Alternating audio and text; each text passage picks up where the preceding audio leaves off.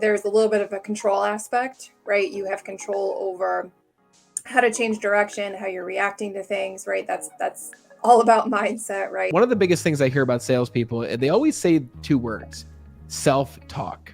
That's another key. You just pointed out a key term, just adding the word yet. Like, I don't know how to do this yet. I think what really comes down to, mindsets are a perspective.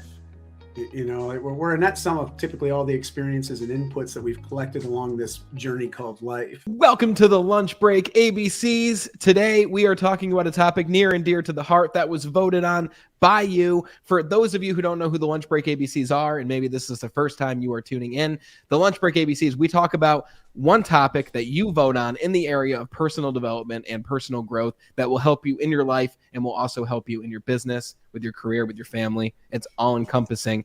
And to do that, we have four of us here to discuss this topic that is very important, which is mindset. We're going to talk all about how you can master your mindset. We're going to talk about what mindset looks like, what it means, strategies to master it, and maybe a personal story from each of us of a time when maybe our mindset was different compared to where we are now and how we went through that personal transformation. To do this, we are joined by Christine Smith, Ben Albert, and a very special guest today, all the way from Vancouver, right over here. Well, maybe the other side. Di Manuel, all the way from Vancouver. You might be wondering, where's Andrew? Dude, that commute was crazy today. I'm telling you. Couple day commute for Di, but he is here on the StreamYard. And Di, to put you on the spot here, maybe could you give us an idea of who you are and what you do, just to give everyone an idea? Well, first and foremost, the only titles that really matter is I'm a father of two young adults, both girls, Chardonnay and Brie. And yes, if you haven't figured out, that's wine and cheese, a couple socialites in the making. And I've been happily dating my wife for the last 23 years. And outside of that, the things that I do to really create a lot of joy, fulfillment, and happiness for myself, it involves helping people change. Just navigating change. And I do that in professional organizations, helping them scale and change culture, but right down to the individuals that want to be performing better in life outside of their professional careers. Because, that idea of balance is erroneous, but creating harmony is what everyone should be seeking. And more will come out today, I'm sure, as we talk. Heck yeah, brother. Christine was like, we got to get someone to replace Andrew that is energetic, that is going to be on their toes. And I'm like, I know the person to bring. And I won't geek out on Di, but Di has been a giant influence in my life and my business for the last almost 3 years now, which is insane. And he's one of the biggest reasons why I got into podcasting. So if you weren't here, Di, then I wouldn't be here. So thank you very much, brother. Glad you're here.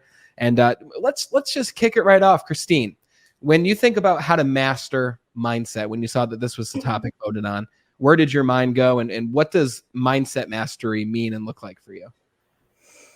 So there's a couple. I'm a very visual person. I think, if people have watched the show, they kind of know that at this point.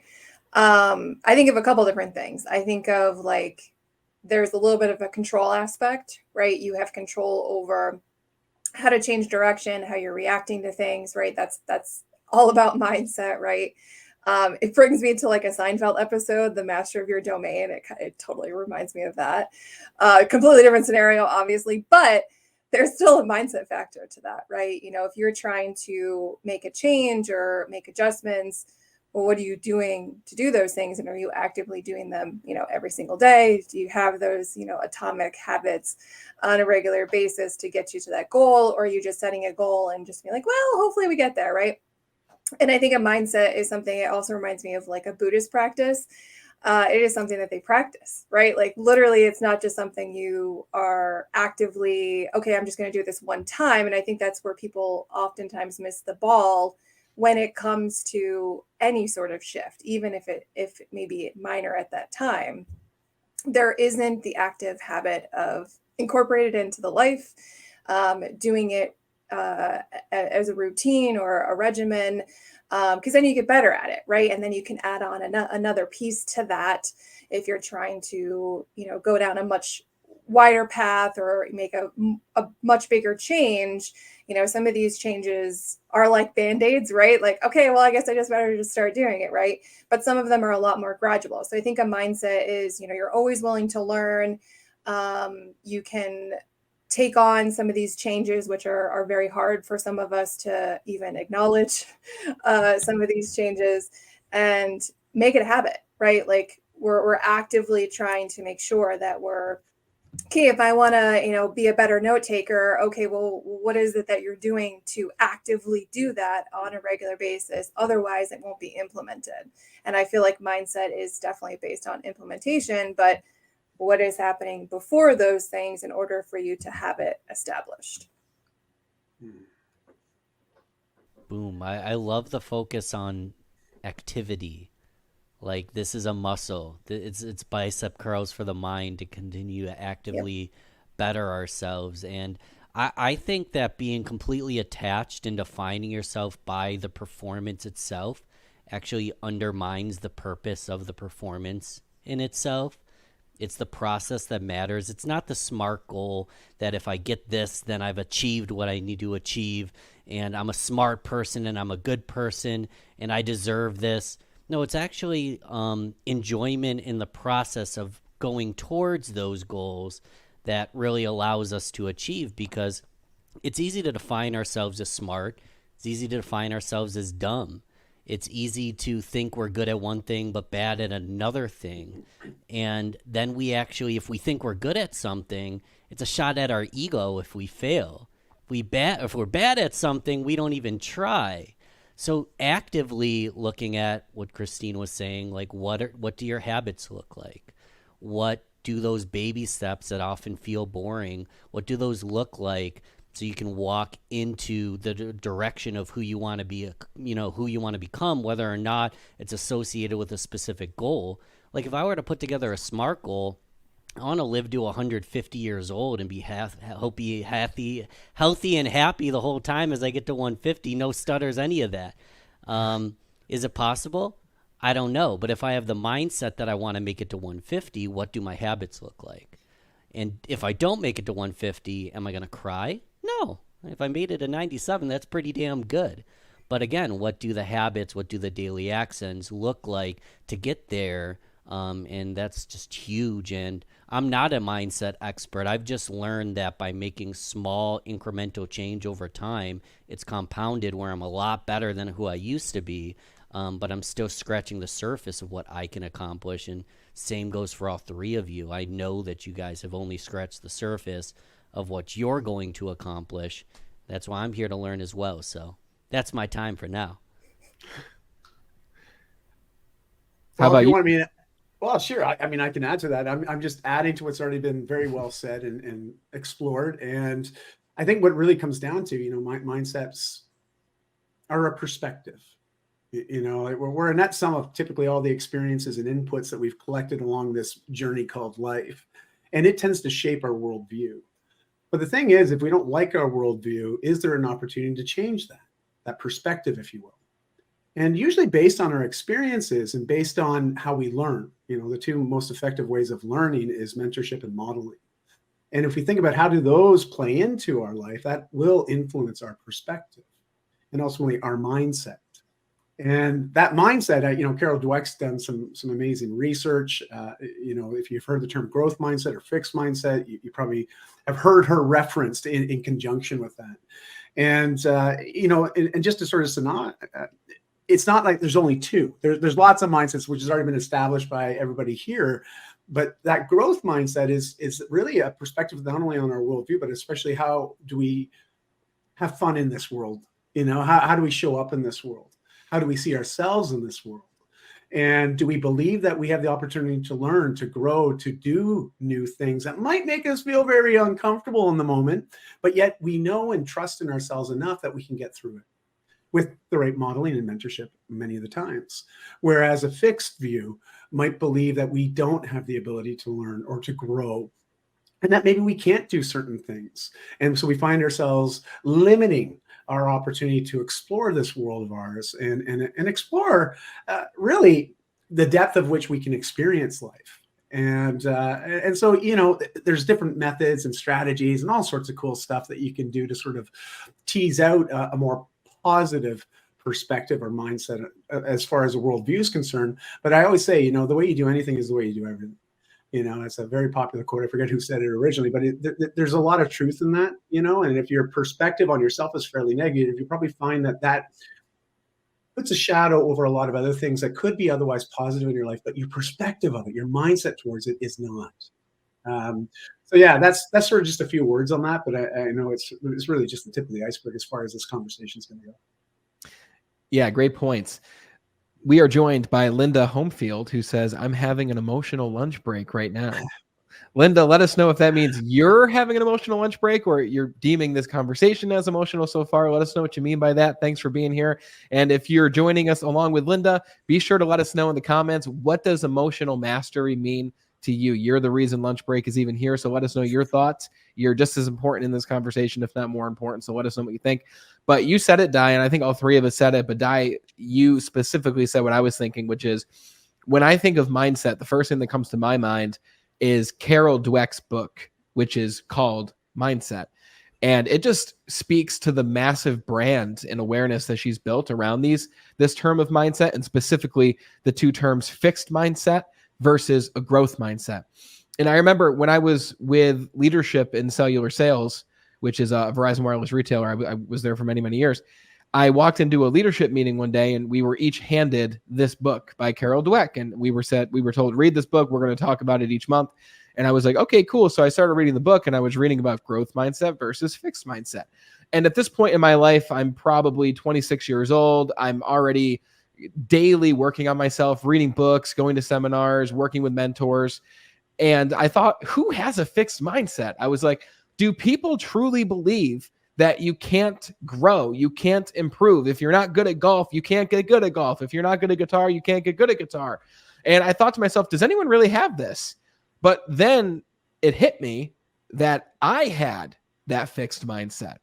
And generally, when you have this fixed mindset, it doesn't just jump out at you and say, oh, you have a fixed mindset. You can learn things, right? If you're fixed, you don't know what you don't know, right? And that was me. Well, you've heard the story many times, but when I was 20, 21 years old, I was doing very well financially, but I had a negative mindset. The people I worked around didn't like working with me. I was in sales, solely sales. And I said to myself, I want to move up into this company as a leader, but I've burned bridges here. There's no way that I can grow as a leader in this company. I have to look elsewhere and go elsewhere. So I applied for a different wireless carrier and I got the job. But before I flew away to training, my boss said, Brandon, you can change things here. You can move up in this company that you've been with already for 3 years. And I was like, well, how am I possibly going to do that? And that's when he gave me the book that I talk about all the time, The Secret. And I read The Secret by Rhonda Byrne. And it talks about you are what you think about. You become what you think about. You get what you think about most of the time. And that began my personal transition from a fixed mindset to a growth mindset. And from that point on, I realized, man, anything I want to learn, I can practice and learn. And I think one of the things in my life that really hit me with that realization was learning guitar, right? You listen to these guitar solos when you're on the radio or you're on Spotify or whatever you listen to, and you think, how does someone play that? How do their fingers move so quick? Even my dad to this day is like, damn, kid. He's like, my fingers are way too big to play that guitar. There's no way I can play that guitar.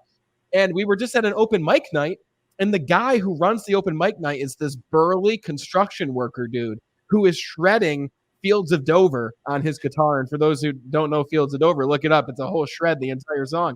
And I looked at my dad and I said, Dad, look at his fingers. And my dad's looking. So when the guy came over to us, because I was about to play next, I said, Dad, once again, look at his fingers. And the guy probably felt uncomfortable. He's like, why are these people looking at my fingers? But my dad looked at him. He's like, oh, he's got big hands too. I'm like, exactly, Dad. If he can do it, you can do it. And I think that's the biggest thing with mindset. If someone else can do it, then there's nothing that's stopping you from doing that same thing. And I think each of us has a story, and some of us already mentioned a little bite-sized piece. But Ben, I know you always talk about you were an underdog.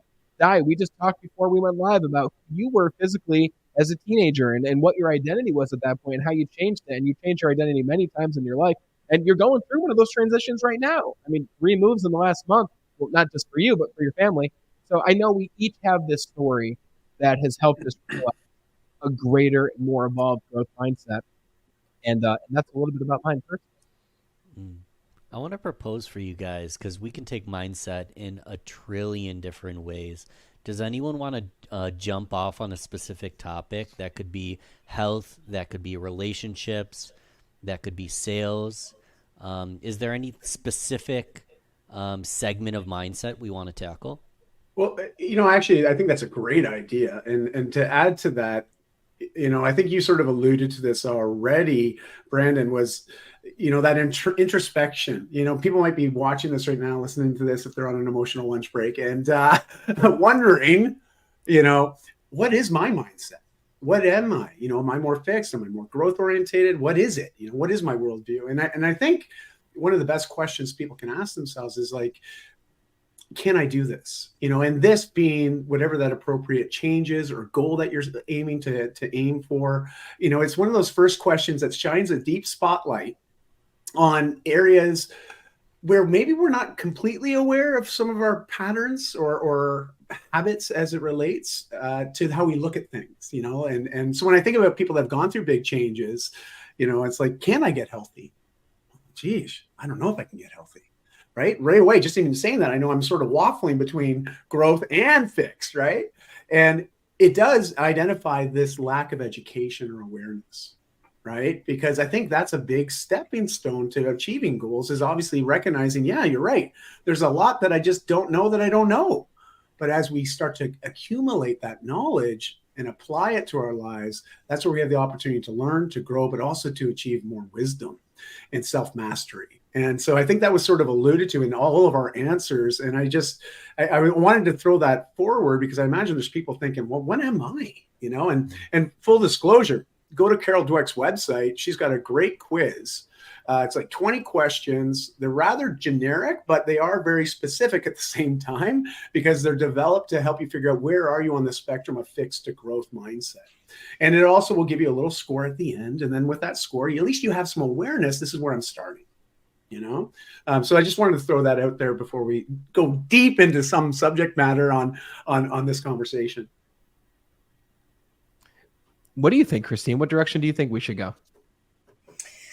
I mean, I'm not opposed to doing like a very specific focus, but I do want to mention that so mindset and like how I picture this kind of like it's fragmented also. Like there are those different aspects like health, wealth, all that, right?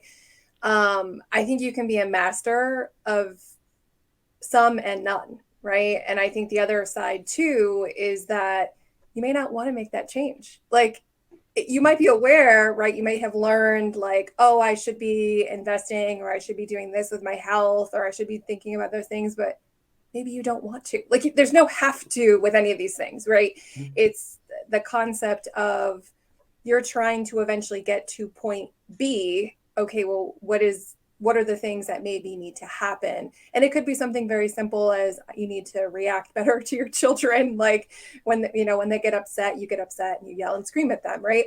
You're like, I don't want to do that anymore. Okay, well, what are you going to do to make sure that doesn't happen? Is there a cooling down period? Is there a different conversation? What are the things, right?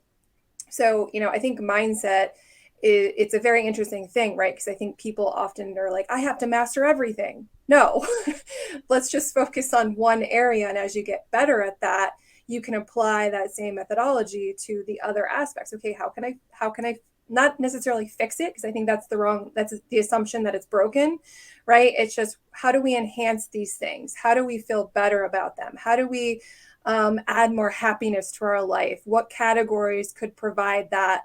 Right now, what ones would provide those later? So, I'm kind of open to that, obviously, but I just wanted to make note of that. I'd love to hear Oh, go ahead, Brandon. I was going to. What were you just going to say? Because you were going to go ahead. Let's hear it. I was going to say, I mean, we can talk strategy and tactics all day, but what's a big mindset is just the self-love and the feeling of worthiness and deservingness. So when you learn the strategy and the tactic, when you learn the solution, you actually have the capacity, the will, and the capability to implement and do it. And you had mentioned the secret, and a lot of it is just self-confidence, self-deservedness, and understanding where you're going to be. And then we can kind of work backwards and figure out how to get there once we know where we want to be. And I just think you're a pro at this, Brandon. So I kind of wanted to have you reflect on that internal growth that actually allows the external to occur. Well, I appreciate you saying that. And it's very interesting how like you said, Christine, and you said this too. It's interesting how you can be really, really good in one area, yet fall short in many other areas. And I was like that for a lot of my life until I sat down and consciously assessed, where am I in every area, right? And, you know, if we looked at every area, we'd be here forever. But if we just broke down our lives into 5 key areas, right? So I challenge everyone listening to do this, and I invite you to do it. If you looked at your life and broke it down into the areas of your emotional health, right? Like Linda, you mentioned you're having an emotional lunch break right now. So rate yourself on a scale of 1 to 5 when it comes to, when you look at your emotional health, how would you rate yourself? With 5 being you are incredibly sound and doing fantastic in this area as of whatever that means to you, right? And 1 meaning you got work to do, right? There's a lot of work to do. I believe there's work to do always, but 1 being this is like an immediate, urgent focus of mine. So emotional mastery. And then the second area would be, where are you physically? Where is your health, right? And the third area would be, where are your relationships? The relationships you have with your children, the relationships with your colleagues, with the relationships with your family, the relationship with yourself, right? Where would you rate yourself on a scale of 1 to 5 there? And then the fourth area being your spirituality. Where would you rate yourself spiritually, whether it's religion or whether it's what you believe, whatever it is. And the fifth one being, where would you rate yourself financially? So if we break life down into those 5 key areas, emotions, physical body, relationships, finances, and spirituality, where would you rate yourself on a scale of 1 to 5? And if you're having a 1 or a 2 in there, I'd like you to ask yourself, and you might not have done it this quick, you can always pause this or come back to this or do this exercise after. If you have a 1 or a 2, maybe you're doing really well physically, you go to the gym, you feel really good, the relationships are sound in your life, but your finances are a 2, you're in a ton of debt, you got credit cards racking up, you don't know where the next paycheck's going to come from, whatever it looks like for you. And I've been there, by the way, several times in my life. And I know from experience that if your finances are a 2, then it's going to make your relationships a 4 out of 5 if it was a 5. It's going to make your emotions a 3 out of 5 if it was a 4 out of 5. So no matter what, that finance area is going to bring everything else down. So the same thing goes for your physical body, right? If you're a 1 out of 5 physically, if you're obese, then you don't have the energy. You probably don't feel good about yourself when you look at yourself in the mirror, especially without clothes on. And that's going to impact your relationship, especially your relationship with yourself. It can impact your finances because you don't feel confident to ask for the sale or ask for the promotion or ask for the raise or whatever it is. So if you assess yourself honestly on that scale of 1 to 5, we're not going to ask you for your answers, right? Do this yourself. How would you rate yourself? And I think that brings to what you mentioned, Di, awareness, right? When you know where you stand in each of those areas, then you can say, okay, the truth, whether I like it or not right now, is I'm here in each of these areas. But then the question becomes liberating. The question becomes, what can I do now? What can I do about my health? Right? You can go grab the whole life manifesto, right? From Di Manuel at DiManuel.com, right? You can go there and I always say that because you can't tell by looking, but Di is ripped. You can see now he's ripped, and he wasn't always that way, right? But if you want to know how to improve your relationships, and it's a 1 out of 5, then you got to go check out everything Christine's doing with Ripple Effects. If you want to check out your finances and fix that, go check out what Ben's doing. He's got a whole podcast where he talks to successful business leaders, right? So there's always an answer. And I think if you're listening to this right now, then you already have a growth mindset in one way or another, because you wouldn't be listening to this podcast if you didn't already feel that you could get better at something. You would have seen it and you would have said, nah, I already know that, right? I already know everything about mindset, but you're here because you realize it's the other way. So like you said, awareness is important. And that's a simple exercise to bring awareness to one of those 5 key areas. Because I think we could dive into one, but I believe that once we have the strategy, once we have the awareness, the principles for one will apply to all, if that makes sense. Small caveat, don't come to me for financial advice. That's probably my lowest on the totem pole. And that's because you're aware. That's fair. Well, and it's funny, and I want to hear you guys, but part of why my finances aren't where they need to be is because I was neglecting my health. I was drinking a little bit too much. I wasn't sleeping well. And my finances haven't shot to the roof yet. But since I hired a personal trainer, actually invested in an office, 2 expenses, I've actually started to gain more confidence and momentum that I have the certainty that the finances will go up as I become healthier and more comfortable in my new office space. So again, don't come to me for financial advice, but part of why I was struggling in that bucket was because of my health bucket. It's all connected, isn't it? Yeah. Where are you guys struggling? You know, Man, yeah, go ahead, Christine. I was gonna say, like, it depends on the day, right? I mean, like, I'm navigating having two kids now, right? Like, that's a whole new, it's a whole new world. So trying to figure that out, and like, there isn't really like a good or bad answer, right? I'm leaning on other parents who have done it before. What can I take from them? Trying to take everything with a grain of salt, and okay, how do I shift this and apply this to my life? I know I do a lot more than the average person, so it's super hard to go to somebody else who isn't doing all those things, right? Like, okay, how do you manage your life, and how do you not feel like you're going to be crazy every single day? But trying to navigate those things, and it definitely affects other aspects of my life, right? Like, my baby doesn't sleep. Well, guess who else doesn't sleep, right? Like, me. And how does that affect other things? How does that add to a level of, like, either snippiness, I guess you could say, or aggression, like a little bit aggressive, especially if I'm hangry. So, trying to make sure I'm always fed. So I'm not, snipping at my family because I didn't sleep, right? Like, all these things have a reaction or a cause, right? Just scientific here. Like, every reaction is a reaction, or whatever that physics thing is, it 100% applies to all these things, right? And if you don't like the reaction that you're either getting from other people, in a simple term, like how people are reacting to you professionally, how you look in the mirror, right? Like, if you don't like that reaction you're giving yourself, okay, well, what are you going to do about it? And I think making those, slight adjustments is helpful. But I think you can't feel like you have to do this by yourself. I think that's the other thing that should be mentioned. Like, either you have a mentor, or you don't even have to go out of the box for that. Like, there are other groups that you can be a part of, right? Like, just go on Facebook or LinkedIn. You might be able to find a group and make a post about, hey, I'm struggling with this. What did you do? I'm in a mom's group that's specific to that. There's like thousands of members. At any given time, people are posting about, like, what would you do in this situation? How would you react to this? How would you make adjustments? And just figuring out, well, who is your support system? You're going to try and make these changes. Well, who are the people behind you that are going to keep encouraging you or offer additional feedback, so that you're going to take less time, on that journey if possible. Yeah, so I'm right where you are, Christine, and you're in a different place than me because you have another baby as well. You have another child, and this was my first child that I just had. He's almost 5 months old now, which is crazy.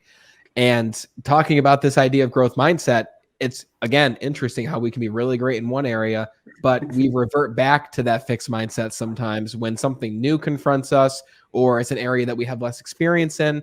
Because I remember up until Leo, my son, was here, I was like, oh, I'll figure this out when he's here, right? I'll figure it out as we go. That's how everyone does it. And then all of a sudden he was here. Like, we're in the hospital room. He's physically there. He's crying. And it's like, okay, like, it's game time. I'm going to have to change diapers. I'm going to have to do all these different things. And let me tell you guys, I held a baby once before Leo was born. One time. And it was my nephew, and it was for like 2 minutes. And I was like, oh my God, what do I do with his head? How do I hold him?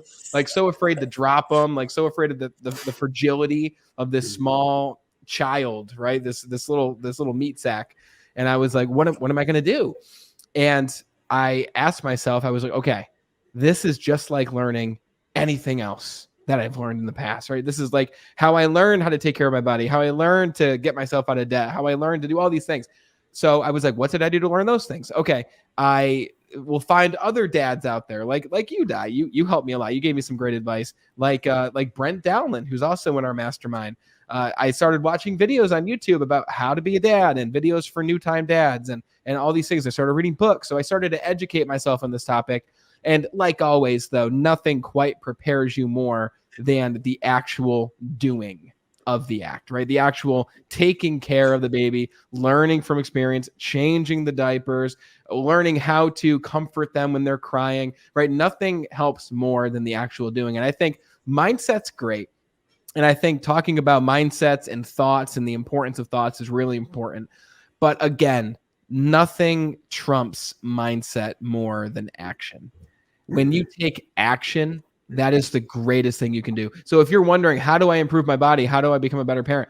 Just do it, right? Go to the gym. Like Tony Robbins always says, if you're trying to lose weight and you're asking, how do I do this? How do I do that? He's like, just go outside and run. Like, go out right now and run. And that's what he did when he was obese back in the day, before he wrote his first books or anything. He was so fed up with himself. He had the creditors knocking on his door. He was getting evicted from his apartment. And he's like, I need to do something. I need to make some change right now. So the change I'm going to make is I'm going to go outside and I'm just going to run. I don't know to where. I'm just going to go outside and run. He ran along the beach, and he played the song Barracuda by heart over and over and over as he ran. And then he finally just broke down at the end of his run. He ran several miles. He's crying to himself, and he realizes, if I can do this, I can do anything that I want to do. And he did. And that's how we know Tony Robbins to this day. That's one of his origin stories. But, that's the story of me with my little baby and Christine's little baby. But Di, you're kind of at the other end of that spectrum right now with yourself. You have 2 adult children who just left the nest, and you yourself have found a new nest.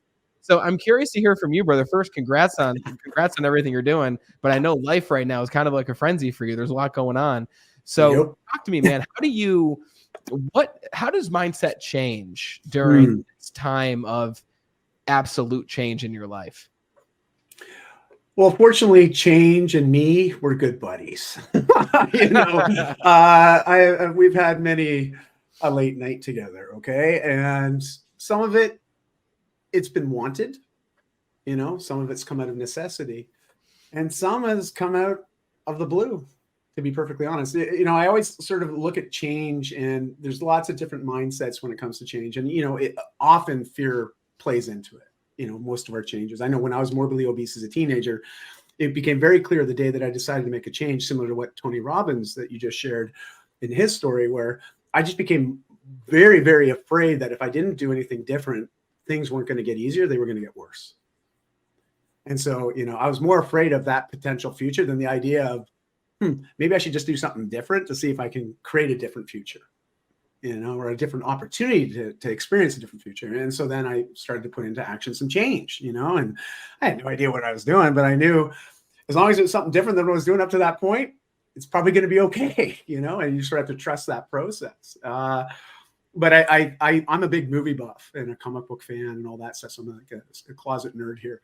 And I absolutely love this stuff. But if you think about Indiana Jones, 1982 movie, The Raiders of the Lost Ark.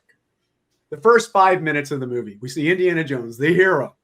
He's got this gold idol, and he's gripping it as tight as he can because he doesn't want to drop it, right? And he's running through this cave system, trying to escape this massive booby trap, which is this boulder that's like 10 times the size barreling down at him. Well, this movie scene is the perfect metaphor for most of us in life and how we deal with change. Change is the boulder. We're Indiana Jones, and we are running like hell to try to avoid the change that's coming. And we're holding on to this gold idol, which may have been that goal, that milestone moment, that big thing that we've been working to get to. We achieved it. We got it. We're like, I don't want to lose this. Oh no, what is that coming behind me? And we run like a bat out of hell, hoping that things don't change. We can keep that perfect moment as long as we can. But Buddha 2,600 years ago said, hey, you know what? You're going to die. There's going to be some suffering in life, and don't worry about it because everything's always changing all the time, and this too will pass. And so I think it's accepting that change is inevitable. It's going to happen whether we like it or not. So why not become more champion mindset when it comes to change rather than feeling like a victim of it all the time?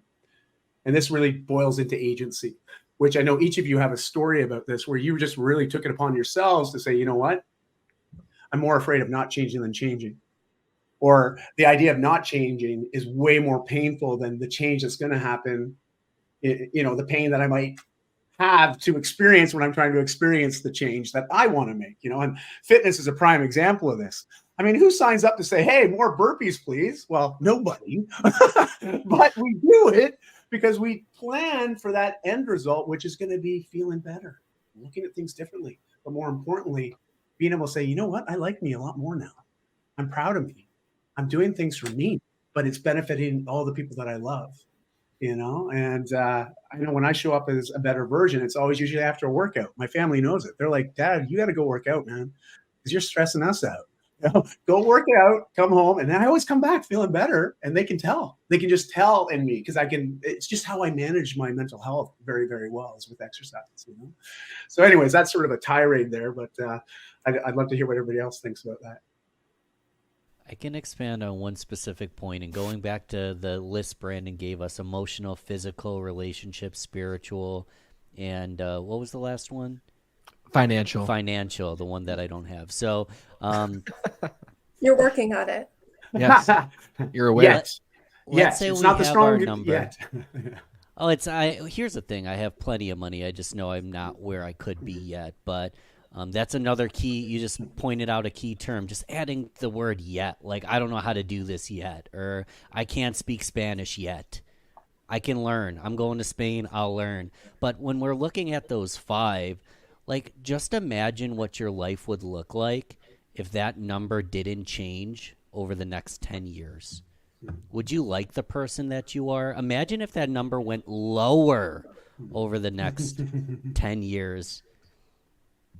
Now we can imagine what does our life look like if they're all 5s, or they're all 4.5s. I don't believe in 5 out of 5 because that's perfectionism. We can't do that. Let's say everything's a 4.75. What does your life look like there? And you see the bridge between what does my life look like? Who is the man, woman, child that I'm going to be if I don't make any difference and this actually gets worse? Versus who is the person that I can become? And just sitting with that, it's really difficult. It's an emotional lunch break to take. Maybe do it at home and scream into a pillow. Just sitting with that will kick you in the ass enough to realize that we need to make a change in our mindset, in our habits, or we are going to be that 2 out of 5 75-year-old blaming the world for our own mistakes. I don't want to be that person, and most of my life, I was directing my actions to become that person. I don't want to be that person anymore, so I'm in this journey, but my God, like, I'm committed to not being that 2 out of 5 lazy, stubborn, bitter person. I want to be that better person. That's my soapbox. Hell yeah, brother. And that's personal. You guys might want to be a 2 out of 5. Don't hang out with us. Yeah, but that's a difference, though. If you choose it, that's great. You're aware of your choices. You own the choice. True. I'm good with that. If people tell me, listen, I have no desire to quit smoking. Great. Own it. Be proud. Do it. Don't feel any shame or blame. But I never want to hear you complain that, you know, your lungs are burning and you don't want to come hiking with me because you know it's not going to be a fun experience. But it's okay to own your choices. I think it's those choices that are just sort of the subconsciously driven, right? Those confirmation biases that we all have, right? Like, I think we have certain things that are deeply rooted in our psyche, and a lot of that comes from childhood, of course. And we have to ask ourselves, hey, is this belief serving me? Like, is this belief that I have where, you know, like, when I think about it, it's like I lived in Bali for a few years before the pandemic with my family. And I don't know, everyone's surfing and they look like they're having a great time doing it. And I'm like out there trying to learn how to surf. And I'm not a swimmer, I'm a sinker. Okay, full disclosure. And I'm out there getting private lessons, doing it all. And I'm trying to. I got to the point where I'm like, you know what? Why am I trying to surf anyways? I didn't really care about it. I was just trying to keep up with everybody else and do what everybody else was doing. And I was like, you know what? I don't want to surf. In fact, I don't even like surfing, you know, but I owned it, you know, and I feel good for my decision. I have no problem admitting this. I do not like surfing. It's not a sport for me. And I'm okay with that, you know. Whereas before I'd look at them and I'm like, man, I suck. I can't do this, you know, and I was trying to force myself to do something I just didn't like. And I was like, what's the point of this? It's creating all this stress and angst, right? And it's affecting that self-perspective, that self-confidence piece. It really starts to erode away at that. And you can't help. You guys have all shared some great stories, but we know the interconnectedness, you know, of everything that makes us whole. And that one little belief, man, it has an ability to undermine lots of our other beliefs that we think might be rock solid, good place, but man, it is shaky ground when all of a sudden the thing starts to pick away at that foundation. And so anyways, long and short of it, I don't care if I ever serve for my life. I'm good with that. Thank you. It's a good distinction. Don't say you want it and then not. If you make the decision, that's not me. That's cool. Go ahead, I think that's Christine. important, right? Like, I think a lot of times when we acknowledge things, we're like, oh yeah, that's me or whatever, and I'm like, but is it though? Like talking about things from Yeah. childhood, right? Yeah. Is that belief or that something that you've carried for your entire life? Like, let's say it's preventing you from making a change, right? Like, is that actually you, or is that something that you've kind of picked up because you didn't have anything else, right? You didn't learn any different. Um, from your parents, from your siblings, from old coworkers, from an old job, right? Like sometimes I think we get rocked into this box for a perspective because we weren't able to form our own for whatever reason, right? And your perspective has been locked in that. And have you actually ever realized, well, is that actually how you feel about that thing, right? Because it's going to be harder to make those adjustments and changes without just that simple acknowledgement that like, oh, well, I don't want to do that anyway, or that's not even me. Like, why have I been carrying somebody else's burden around? I didn't even realize it was even mine. I don't even think I have an example, but sometimes people tell us, oh, we can't do things because of whatever, right? Like I have been told that many times, being a female, you can't do this because you're not a male, which I always find hilarious. But okay, well, am I going to overcome that because that person said that, or am I doing it for my own, my own reasons, right? That's the thing that's super hard to do. And I feel like the people that we surround ourselves by is really impactful with how we kind of master our mindset, right? Because I think Ben alluded to it earlier. You're around like a bunch of negative people, like you're not going to have the best thoughts about yourself. You're actually probably not going to talk very nicely to yourself in your brain, right? So, thinking about those things, well, how is this affecting the changes I would like to make? Do I have enough confidence? Do I have the support to make those changes because of the people around me are telling me I absolutely can? And sometimes it's just, it's that simple, right? Changing that language and changing that tweak. But you got to practice, right? Like it doesn't happen overnight. All of us have, had a lot of those things and will continue to have those, wrenches that get thrown our way, but it's practicing that language or, flexing that muscle so that we can be better for the next time something gets thrown our way and we're like, well, that wasn't as bad this time. Yeah, and at the same time, just having grace with yourself when circumstances change, when new life events happen in your world, and you're like, oh, well, I have to get back to where I was. I have to maintain that 5 out of 5 in that one area. But when things do go to a 4 out of 5, having that grace with yourself of this is temporary, right? I'm not where I want to be yet, right? That word yet adds so much dimension to it. And when I think of mindset, it's interesting because we don't think about it very often, but especially when I talk to salespeople, because sales is such a mental game. You're talking to people all day. You're on the phones. You're face to face. You're gauging their bodies. You're gauging their emotions, how they feel, right? And one of the biggest things I hear about salespeople, they always say 2 words: self-talk. They always talk about self-talk. And you said this, Christine. I think it's the first time any of us have said this yet in this broadcast, which surprises me. But you said what you say to yourself, right? I don't think you necessarily meant go to the mirror and say out loud verbally what you want to say to yourself. Sometimes if you're really pissed off, you'll talk to yourself verbally. But I think what you really meant was the thing that we're saying to ourselves in our heads. But that's the interesting thing. And I'd like to ask you guys listening, when you have that self-talk, when you wake up in the morning and that little voice in your head that might even sound like your voice, when it says to you, you're really tired, you should snooze, you should go back to bed, you'll still have time to get to work on time if you get 40 more minutes of sleep. You don't need to go to the gym today. You can go to the gym tomorrow and you'll still look the way you look. You'll feel fine. You'll do good, right? That voice in our head that sounds like us. The question is that voice really us? Or is that voice something that's shared by every single human being, by me, by Christine, by Di, by Ben? The interesting thing is we all have that voice in our head, but that voice just takes on our own voice, unless you gave that voice someone else's voice, like Morgan Freeman maybe, and that I guess would be kind of better. But the point is, we have this track and this soundtrack of our life going through our heads from the moment that we wake up to the moment that we go to bed. And I personally know that soundtrack changes based on what I'm doing throughout the day, and more specifically what I'm not doing throughout the day. Like when we had Leo, I was so grateful, I was so happy, I was so excited to have this little baby boy. but my routine got thrown off.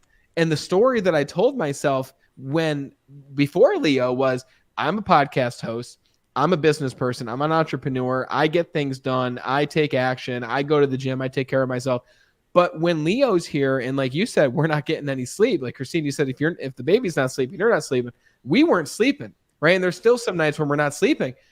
And all of a sudden, that story of who we are changes, and then the self-talk comes in. You're different now. You're not able to do what you did before. You're not able to uphold who you believed you were. And all of a sudden, that self-talk is putting you down, making you feel bad. You make bad decisions because of it.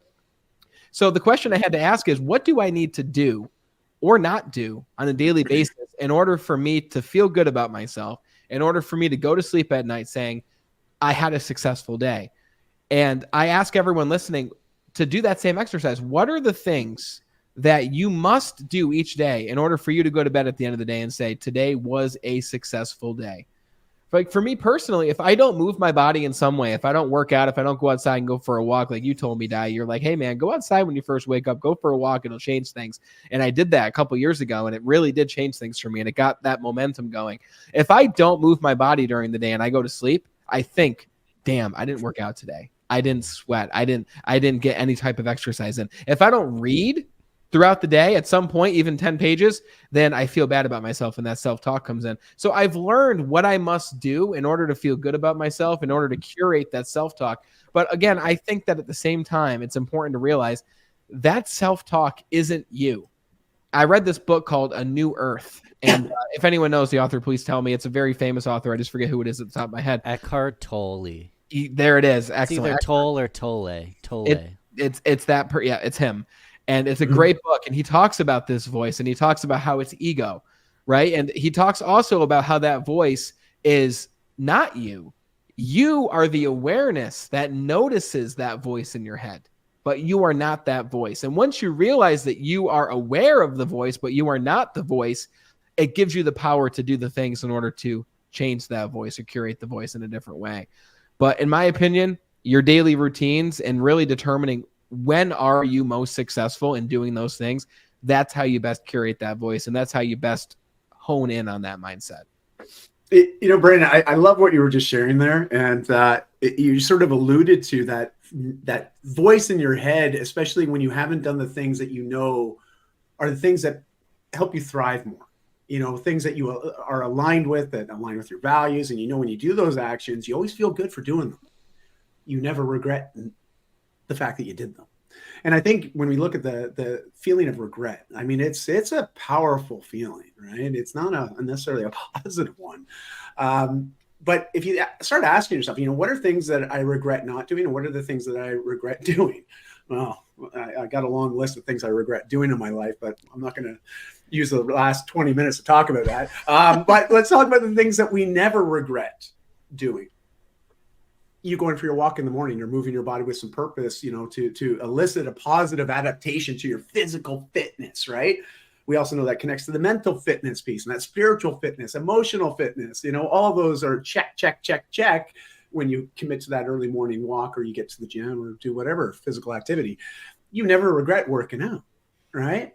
You always are actually proud. It's the opposite of regret. You feel good for yourself. It's you showing yourself self-love, which is amazing, right? And it's like my clients, I'm like, yeah, you know what you're going to have for lunch today? You're going to have a big honking salad, as much color as you can on there, with as many great vegetables as you want. Put some cedar plank salmon on that puppy, maybe a little bit of yams, enjoy. Bon appetit, right? I've never got a message, 2-3 o'clock in the afternoon saying, hey, Di, you know what? I really regret eating that salad for lunch, right? I never get that.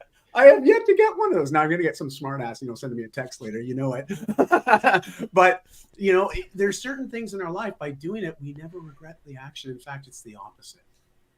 And this is where I always sort of joke about this. Brandon, you're aware of this. I love Nike to death. I got a lot of Nike products. It's not a Nike ad, by the way. But just do it is a great slogan. But what's a better slogan? I just did it. The action of completing the thing that you set out to do. That is it, man. That is where everything happens. The change happens, the good vibes happen, but the progress happens. And so, it's one thing to motivate yourself and say, just do it, just go and do it. You know what? Forget that. Celebrate the act of doing it and completing it. I just did it. And see how that rolls, you know? So yeah, anyways, you just sort of inspired me with your response there, Brandon. So I wanted to chime in. That's awesome.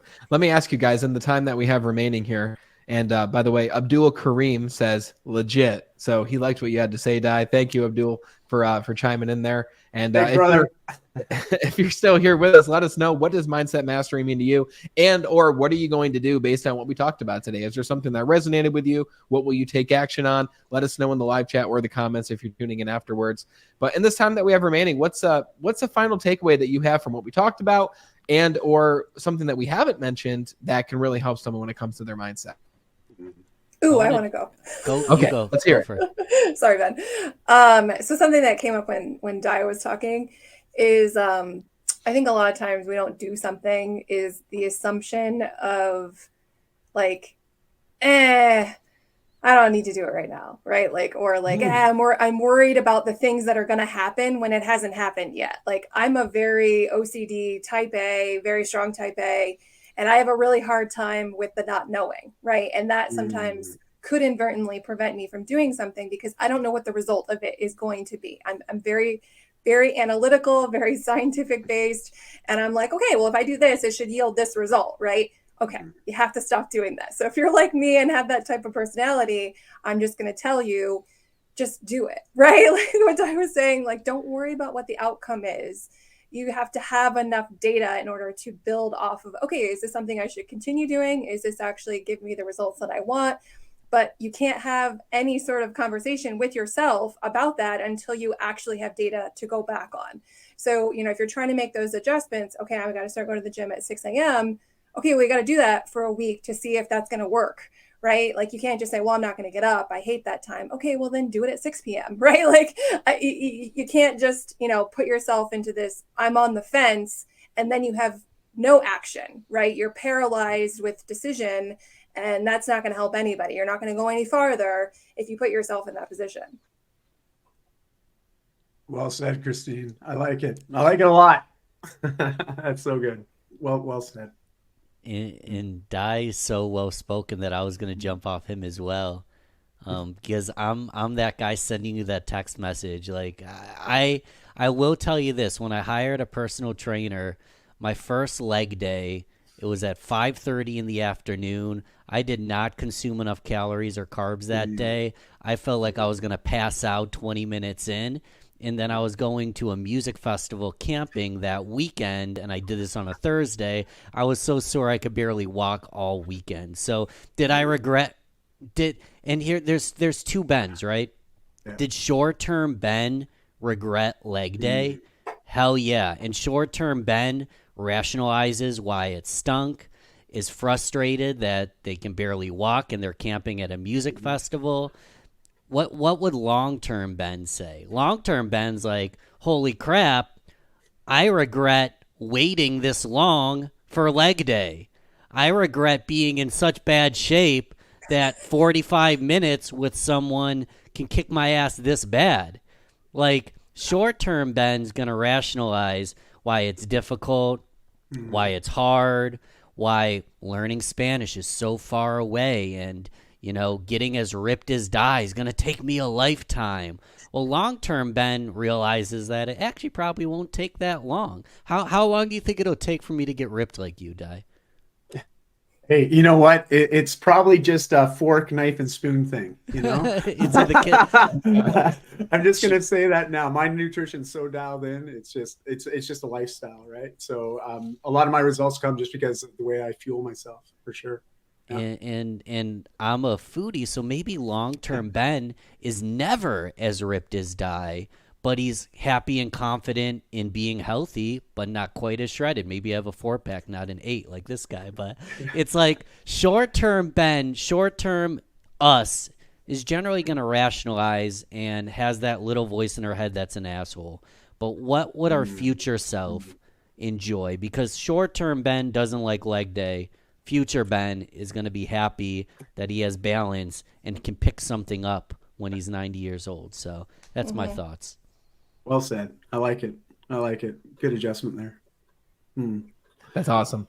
So Di, and I'm going to ask you what your final takeaway was, but I think my takeaway is directly connected with you. And that is something that we haven't said yet, which is if you want to foster this growth mindset, get yourself in a community and an environment of people who are also fostering that growth mindset.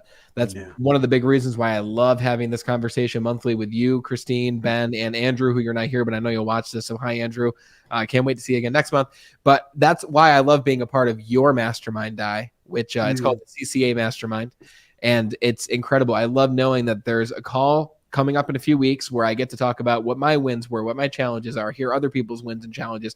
Just a bunch of people who come together to grow as human beings, right? Just knowing that you're going to have a conversation with somebody or a group of people about where you've won or what you want to do or what your goals are, what your challenges are, just knowing that that conversation is going to happen puts you in a state of mind to make something happen and to just do it so that you can say, I just did it, right? So putting yourself in that community of people who not just hold you accountable, but really their earpieces to hear you and listen to you and help you, people who are preferably several steps ahead of you.